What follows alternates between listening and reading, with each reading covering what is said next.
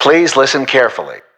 Hello and welcome to GasGasGas, the podcast that covers the FRCA primary exam. We're going to fit into your day and give you as much of your life back as you could possibly imagine. I'm here to make your studying easier. Listen to us on your commute, in the gym, in the shower, or when you're ironing your scrubs. Expect facts, concepts, model answers and the odd tangent.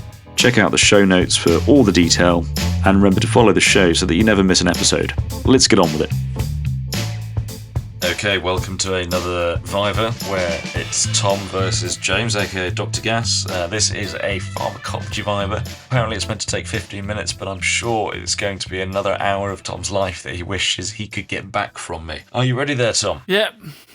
Ready whenever you are. He's absolutely full of beans. You should see him on the camera. Super excited. Because he's going to really enjoy telling me, what is your favourite antiemetic drug, Tom? My favourite antiemetic drug is probably ondansetron. Hard luck. Tell me about Droperidol and when you might use it. So, Droperidol is originally an antipsychotic agent. Can be presented as a tablet or in liquid form.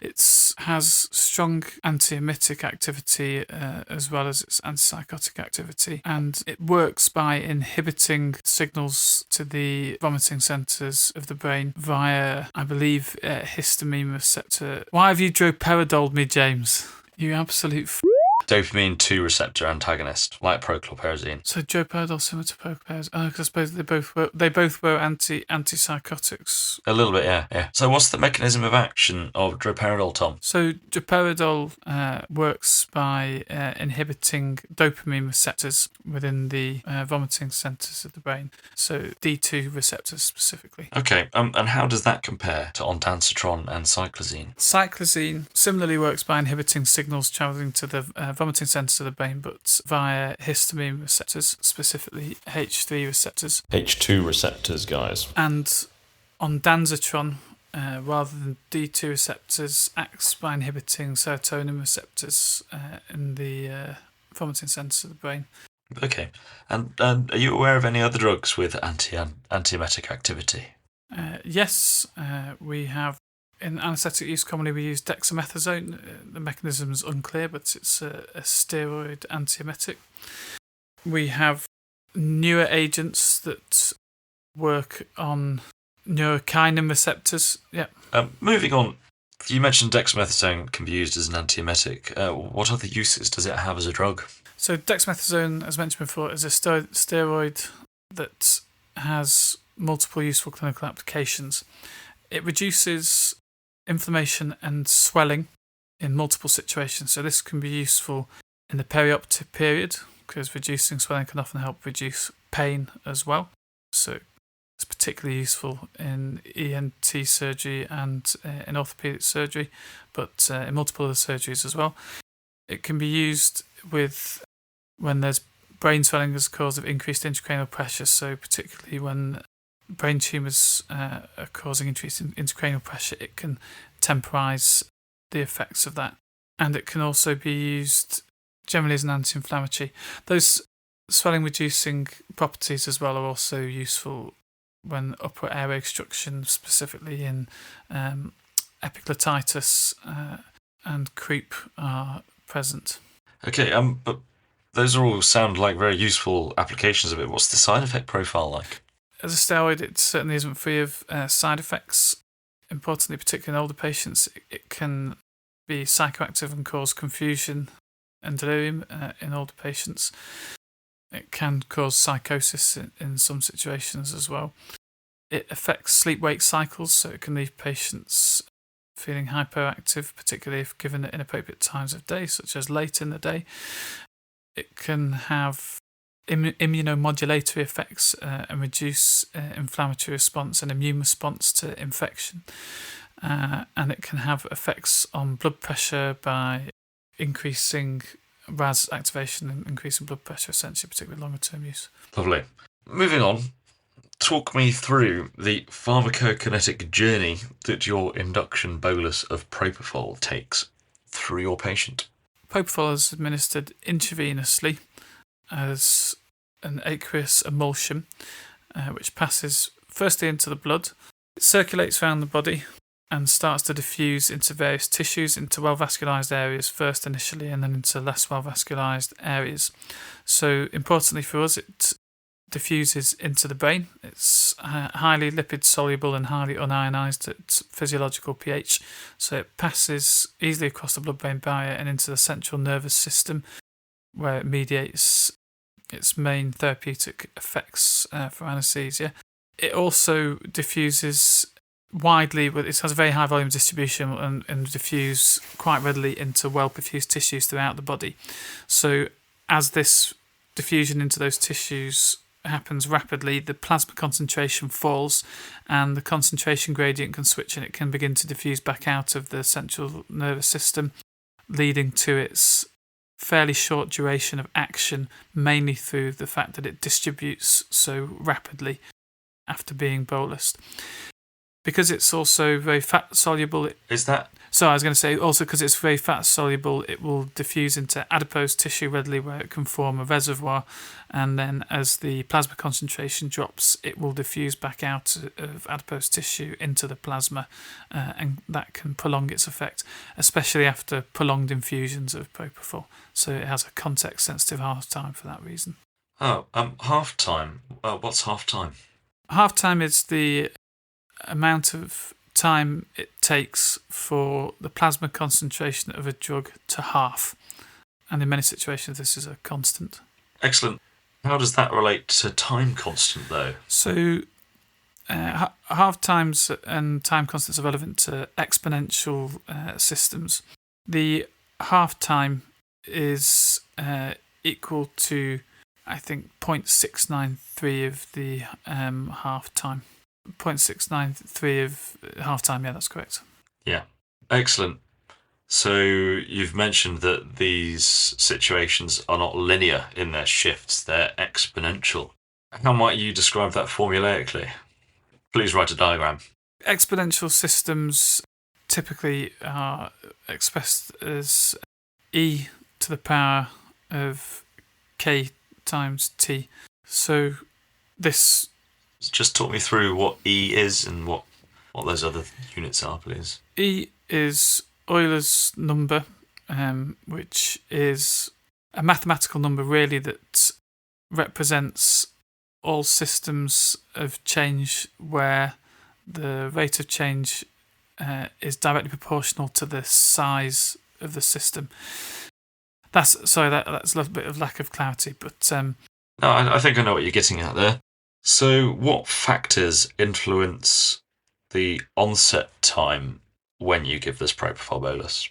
Onset time really can be thought of as three factors that will alter how quickly the drug gets to its target site and how susceptible the target sites might be to the drug. So increased cardiac output states will actually increase the amount of time it takes for propofol to work, because they will cause a reduced concentration gradient between the plasma and the central nervous system. Protein binding is important for propofol as well, because it's highly protein bound.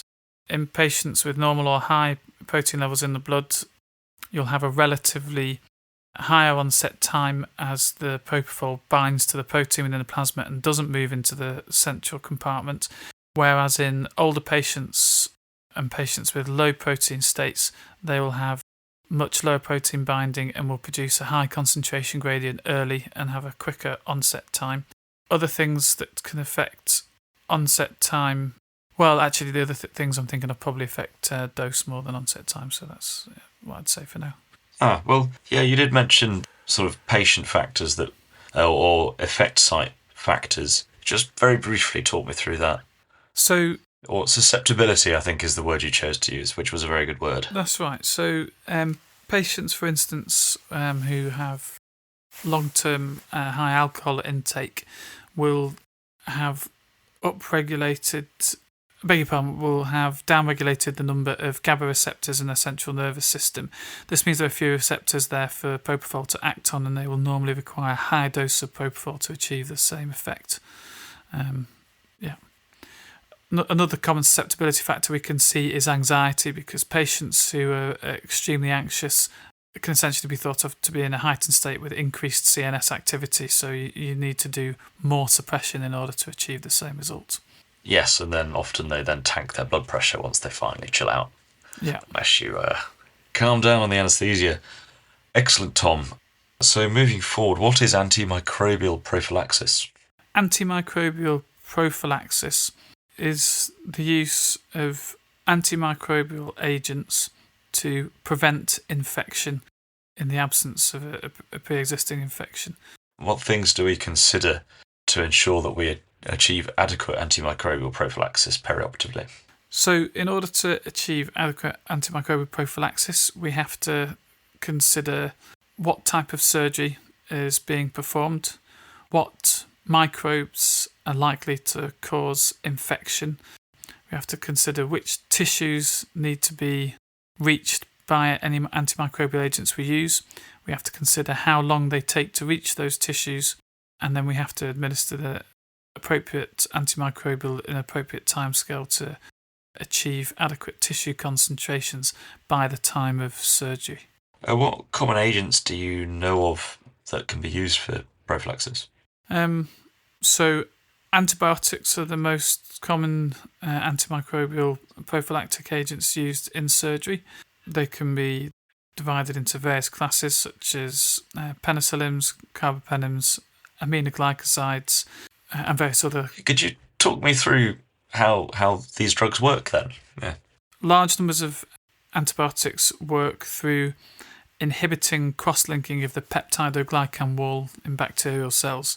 Primarily penicillins and carbapenems work through this mechanism, and as such are bactericidal. When bacteria can't cause that cross-linking, they die.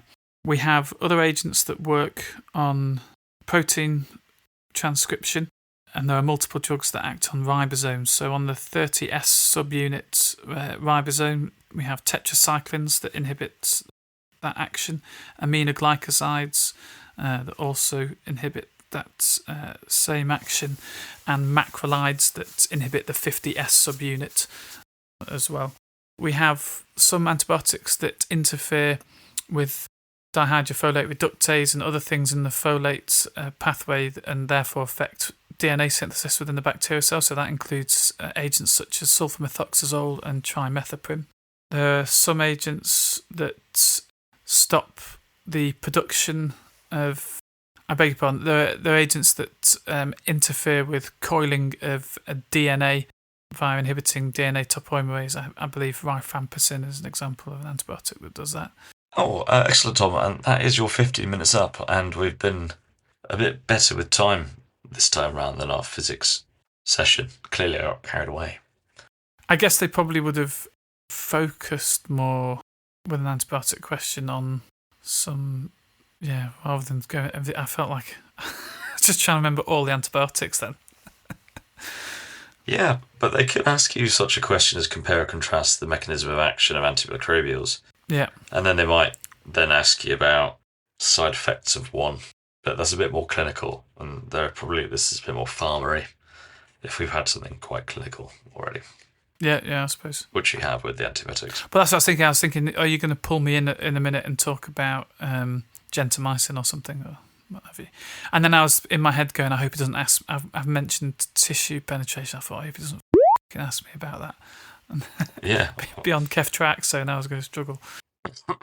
The only other thing to ask you there, Tom, is what implications for antimicrobial prophylaxis are particular to orthopaedic limb surgery? So tourniquet time is important, because if we administer antibiotics after a tourniquet is put up, then we can expect the tissues not to have therapeutic levels of antimicrobial agents during surgery. And we would look very foolish. Yeah, I did it about 3 weeks ago, and I was called out by the surgeon. Well, it was kind of as it was going up. But then at the same time, I don't know how much data there is on this. I do wonder how much of it is to do with actually killing bacteria during the surgery, and how much is just the fact that you have an adequate pool sitting there preventing further reproduction of bacteria later on. I think there is some research to say that the timing's important, because that's why they say technically 30 minutes before skin incision. 30 minutes before, which we never do, yeah. There's an excellent and extensive guideline on antimicrobial prophylaxis for surgery, if you're interested. Right, how are we doing, Tom? How are we feeling? Yeah, okay. Did anything in amongst that feel particularly uncomfortable? Struggling a bit with anti-emetics. It's another one where a diagram, I think, is useful, and that's one where I would draw a diagram in the exam.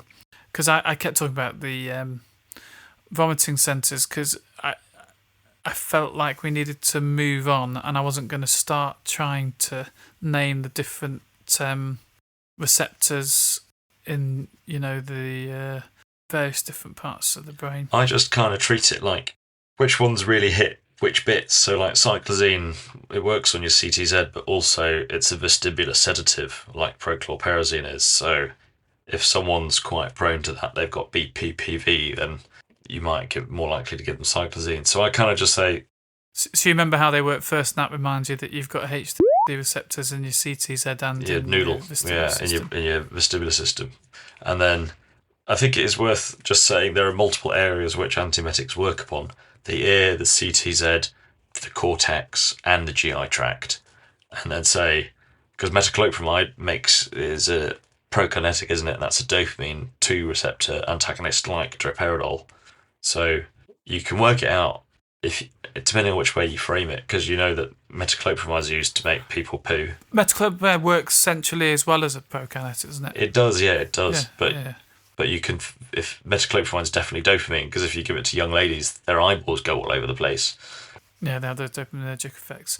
And I was trying to remember, there are cannabinoids as well, aren't there? But they're not commonly used. And there is a new type of agent which I think people say when it comes out. Sorry? Aprepitant is out, and that's an enkephalin 1, I think. Enkephalin 1, is it? Yeah, but I think they wouldn't be asked. They wouldn't go down that route. It'll just be like, how does ondansetron work? 5-HT3 receptor, or you can say serotonin. Cyclazine, histamine, I don't know if it's H3 or if it's H1. Because H2 receptor antagonists stop you getting heartburn. Do you know? I had this the other day. I said H3, and I'm wondering if I've confused with 5-HT3. I'm going to look it up now while I'm talking. Yeah, I don't think H3 really exists. If I invented a receptor, you have. It's entirely possible. And then I think maybe my overall bit of feedback is you are very wordy. Yeah, I know. It's been said before. And I think you just need to be a bit more like... I used my hands, so I'd be like, so dexamethasone's used for this. And like I wouldn't have 5, I would just be like that, and that, because then you're not obliging yourself to guess for a fifth, but it makes you bullet point cut through your waffle. Yeah, that's probably a good technique. I think sometimes it's because I don't know and I'm trying to buy myself time as well. Naturally, yeah. Which is, it's tricky because it is a lot easier to use your hand and number things when you've decided on an approach. But that's why these things are worth practicing. And it's like the things with the arterial line earlier, I think it is useful to have had a go, because I thought, right, I need some categories, but I've never really thought about it in terms of categories before. But, you can make them up on the fly. Yeah. Patient factors. Environmental factors, kit factors. Environmental factors, equipment factors. Yeah. And if, so long as you say them confidently, there can be a bit of crossover, or you can say something that maybe doesn't fit perfectly into a category. I don't think it really matters, so long as generally it's a logical approach. Because I sometimes get tied up on my head going, is that like an equipment factor, or is that an environmental factor? Like sometimes things don't clearly fit into one category or the other. Yeah. But I think or you go with patient and non-patient factors. Yeah, patient and non-patient factors. Did I say that before? I might have done. No, but I think that's fair game if you're not sure. Yeah, well, some kind of category. Yeah. Is it H3 receptors? No, you're absolutely right. I mean, there probably are H3 receptors that we haven't found yet. I think they do already exist. Let me have a look. Yeah, presynaptic histaminergic neurons. Yeah, so cool. similar thing to alpha-2 receptors, I guess. Nice. Anyway, I don't think it's clinically relevant. Well, listeners, we've learnt one more thing then. H3 receptors exist. Exciting stuff. Does cyclazine work on them, though? Yeah, no, I was confusing 5-HT3 Yeah. in the moment, yeah. Cool beans. So, well, thank you very much, Tom. And we'll move on to the next part of your third Viva sesh. Okay. Thanks for listening to that episode, guys. If you found it useful or awful, please like and subscribe and rate the show. Definitely go check out those show notes on GasGasGas.uk. We all know that this is a bucket of content. I want you to take some time for yourself and don't overcook it. Don't freak out. Keep studying.